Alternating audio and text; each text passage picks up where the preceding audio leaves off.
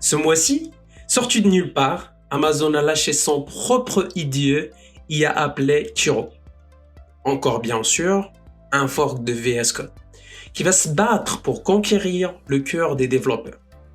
À côté des dizaines d'éditeurs comme Cursor, Windsurf, Firebase Studio et Copilot. Il est alimenté par Claude Sonnet 4.0, mais prétend être meilleur pour gérer la complexité que ses autres outils bâclés, grâce à une approche qu'ils appellent le Spec Driven Development. Et pour l'instant, c'est gratuit.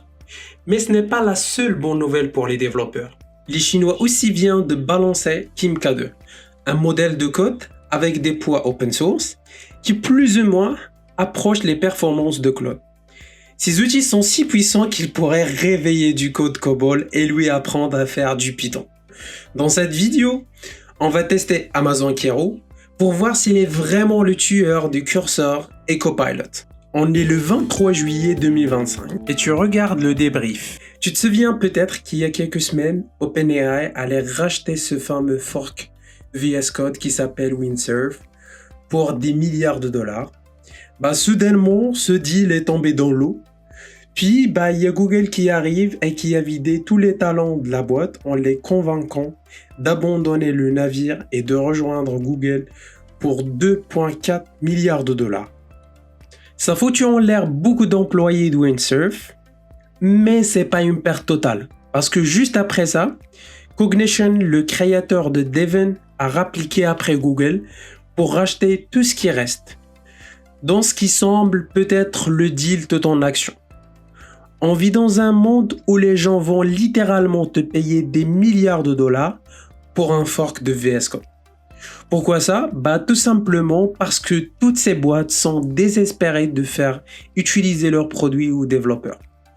Mais vraiment, la société qui rafale la part du lion de l'argent des développeurs, c'est Anthropic, principalement avec son outil CLI.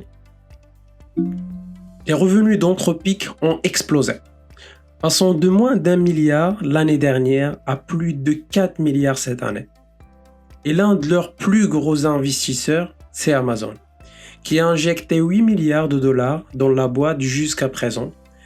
Maintenant, si tu n'utilises pas Claude Code, il y a des bonnes chances que tu utilises un IDE comme Cursor ou Windsurf alimenté par Claude à la place.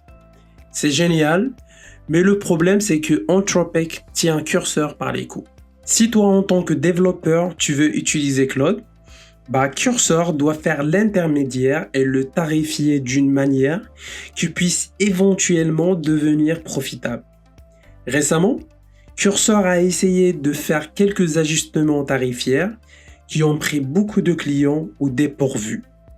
Parce que soudainement, leur facture de code devenue beaucoup plus élevée et Cursor a dû sortir s'excuser publiquement par la suite. Et si c'était pas chiant, maintenant il y a notre Kiro qui débarque.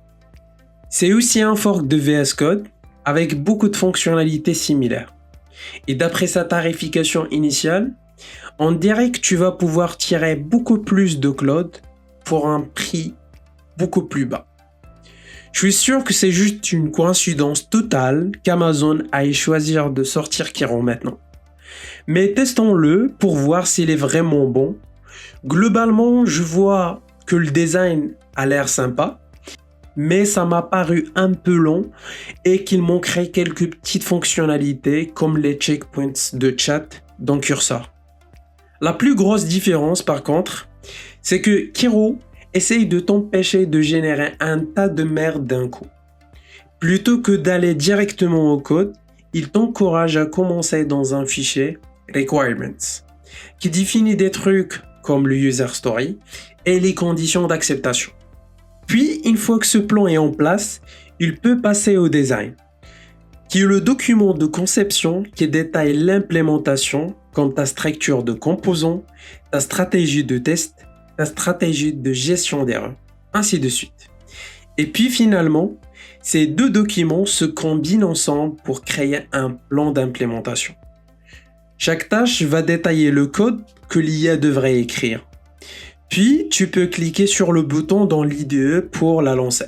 Globalement, le processus m'apparaît un peu plus long, mais ça semble être une approche beaucoup plus saine si tu développes quelque chose de sérieux ou si tu travailles avec une équipe de plusieurs personnes.